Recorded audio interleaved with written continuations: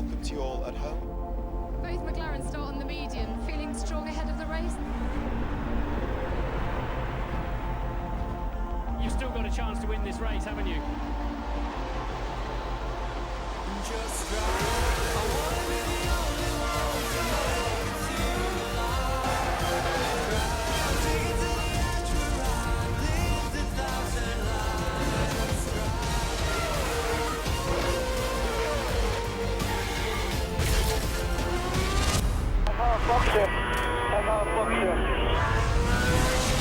When I brake very late, to open up the left hand. Fascinating race ahead.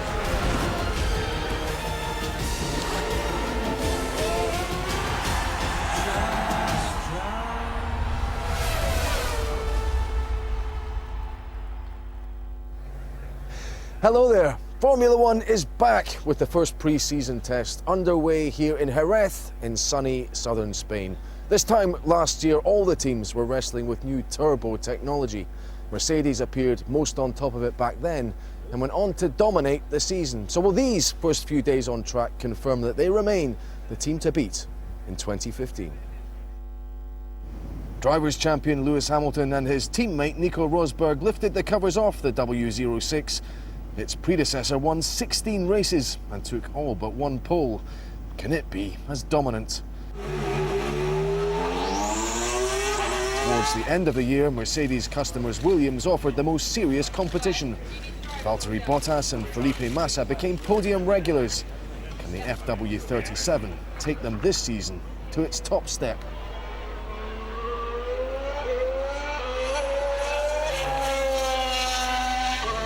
Rosberg aimed to be first on track, but Sebastian Vettel nipped ahead, perhaps a statement of intent at the start of his Ferrari career. Topping the timesheet was another. Management have described the new Ferrari as a sexy beast. How to describe this model was more perplexing. Red Bull's garish livery, thankfully only a test spec. It's this usual thing that everybody works away over the winter, and once the new cars come out, then everybody's looking at what everybody else has been up to. So if we can help to disguise that a little bit and conceal some of the shapes we've developed over the winter, then that prevents them getting as good a knowledge of our shapes as they might do otherwise. How much difference it makes, we'll see, but it's something different. Okay, but is this essentially a launch spec car? That's what a lot of people are saying around here. Will you have a very different car when you arrive in Melbourne? It will be the usual developments. I wouldn't say it'll be a very different car. There will hopefully be some changes which we're working on, but the car we have here is the basic structure of what we'll have in Melbourne. How enthusiastic are you about designing under these current regulations? Well, the cars look very similar, the ones that have arrived here. Are your hands tied to a degree? Very much so. I mean, I think in truth it's a very difficult compromise in terms of having relatively open regulations that can cause excessive spending if not carefully controlled. Don't really buy that one because we have wind tunnel and CFD restrictions, but also there's, I think, been a fear that with overly open regulations one team might get a big advantage over the others. I think that's gone the other way now, where the sort of blend, in my opinion, should always be a combination of driver, chassis and engine, and at the moment I think it's very much skewed towards the engine. And the chassis regulations have become over-restricted, and as you say, the problem with that is that then the cars all look the same. It's difficult to differentiate. From my point of view as a designer, it's difficult to find new avenues, so I do feel we've become over-restrictive. One last thing, you doubted at the launch of the car online that you could mount a title challenge. Having seen what Mercedes have done today, would you write off a Red Bull title challenge this season?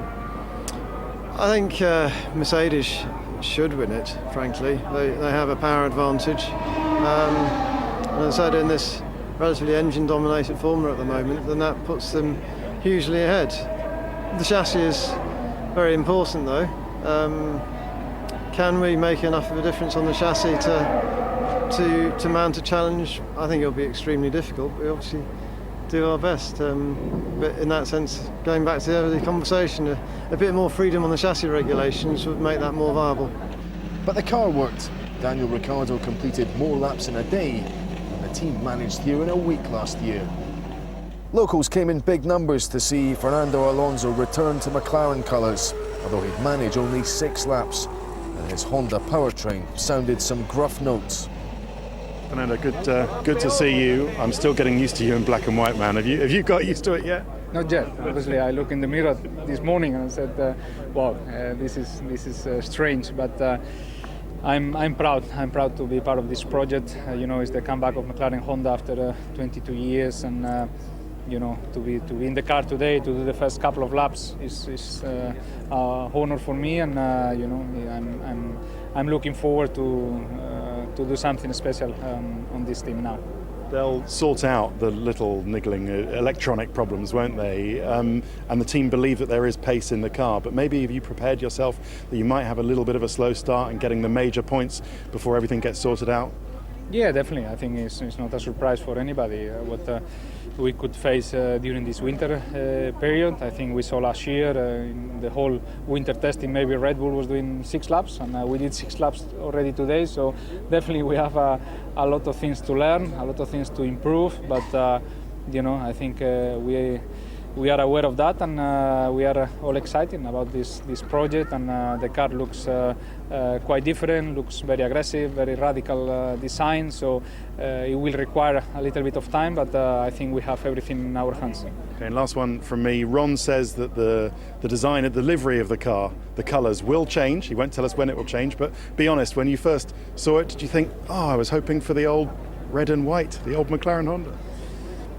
Not really. I was not so curious about the color. In fact, I knew last Tuesday. I think the launch of the car was on Thursday, and I knew on Tuesday, so I was not asking too much about the colors in all winter. Okay, thanks, Paddock. Mercedes' performance was ominous for the rest. 157 laps for Rosberg on day 1 included several race-length stints. Remarkable for a new car. Today it was all about mileage, just doing the laps, because only in that way can you start to see where are the problems with the car, where's the things that could break, and so it's important just to pound around and do really try and do long stints, and that's what we did today, and I'm happy from that point of view because we really managed to get all the program done. We had some issues, but nothing major that stopped us from running. So all in all, that's a good start. Performance-wise, Sebastian did a quick lap there, so we need to wait and see with that. It's impossible to judge that for now. Can you tell us, is the car significantly more powerful than last year? That's what all your rivals are afraid of. Well, we're hoping that we manage to find a little bit more power, but how much it is going to be in the end is still to be seen. You talked about working on lots of little things, particularly with regard to Sunday performance. When do you start working on that on track? Is it something you can start to do already, or do you want to do that when the car is in a more finished position? Now it's all about reliability, but of course even now you can always sneak in the odd setup change as we did today in the afternoon, and it's all a learning process, and so everything you can sneak in even now we can all learn, and because it's a new car, and it'll require different settings. The tires are different also, we must remember, the rear tires, so that's going to really have a big influence on all the setups, the whole setup of the car, and so we need to try and get a head start on that as well, at the same time as just doing the miles. How confident are you can take the steps you need to do to overcome Lewis and the rest this year? Very confident. For sure, wherever we are with Lewis, it's going to be a great battle again, and I look forward to that. It was a big challenge last year, and it's going to be a big challenge again this year, and that's what I'm racing for, such challenges, and also the challenge of improving myself, because that's what I need to do, to try and beat Lewis. So it'll be good. Is the tension between you diffused now? We saw you exchanging pictures and that kind of thing at the car's launch, or will it get tense again when the racing begins? Well, it's so intense, the battle between us, so it's going to go up and down all the time. I think that's quite natural. It's a great start. It's an amazing start for a first day, isn't it? It's incredible. So, obviously, I haven't been in the car yet. Still have the excitement. Obviously, I know the car, I know the engine, know the process. So yeah, I'm actually in a better position in terms of my approach and in terms of the experience with the car, or you know, the software and all that kind of stuff, and setup wise. So I'm in a better position, but mentally I feel like it's just like last year, man. I want to win this year. How am I going to go about doing that? How am I going to learn? How am I going to study? How am I going to execute on race weekends to improve on how I did it last year?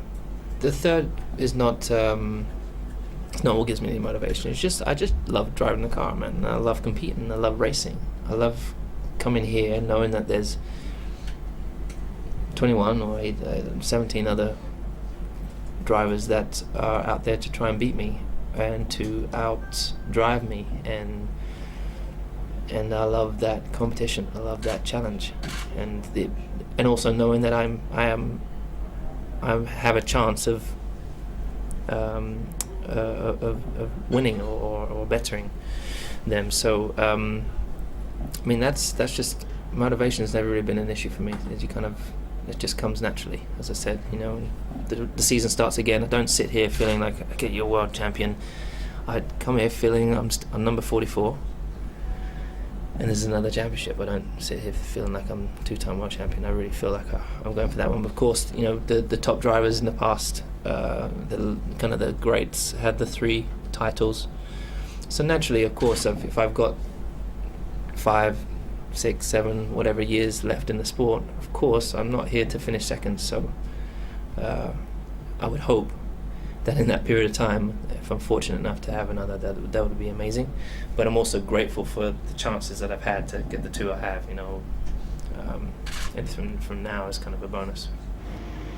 So an interesting first day of pre-season testing here in Jerez, and not entirely unexpected how events unfolded on track. Mercedes clearly have a more polished package than their rivals, who seem to be leaving the development window open as late as possible in the hope that upgrades can get their performance level as close as possible to the world champions in time for the first Grand Prix in Melbourne. Will they be successful in doing that? Well, why don't you stay tuned to Ted's Notebook coming up straight after this to find out, and I'll be back again with all the highlights from day 2 here in Jerez. Bye for now.